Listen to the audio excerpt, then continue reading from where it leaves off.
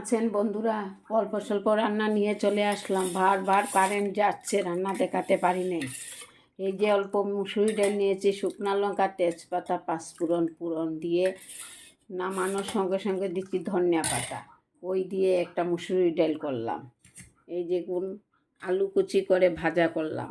ওর মধ্যে আজকে পেঁয়াজ দিইনি, আলু কুচি করে ভাজাটা করে নিলাম। ওইখানে করেছি বাদাম বাটা, সর্ষে বাটা দিয়ে চাল কুমড়ার চচ্চড়িটা।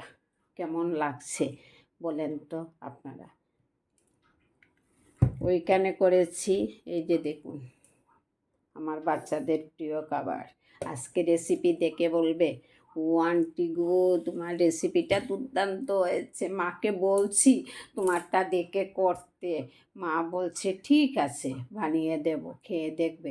তোর আন্টির বাড়িতে চলে যাস না, রোজ দিন রেসিপি দেখে চিৎকার। আন্টিকে বল, আন্টিকে বল। এই যে দেখুন আমার রেসিপিগুলা কেমন হলো। এই যে চাল কুমড়ার চচ্চড়ি, আলু ভাজা আর মুসুরির ডাল, বাঙালির প্রিয় খাদ্য মুসুরির ডাল। এই যে রান্না করলাম আজকে,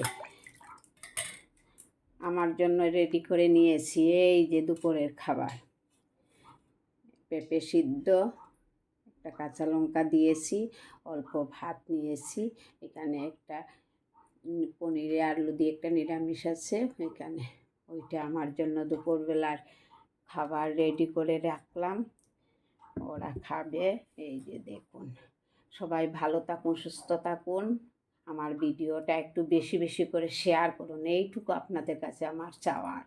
লাইক কমেন্ট করতে কিন্তু ভুলবেন না, পাশে থাকেন। ধন্যবাদ বন্ধুরা। আগামী ভিডিওতে আপনাদের সঙ্গে দেখা হবে। ভালো থাকুন সবাই। আমার রেসিপিগুলা কেমন হয়েছে কমেন্টে বলবেন। ধন্যবাদ।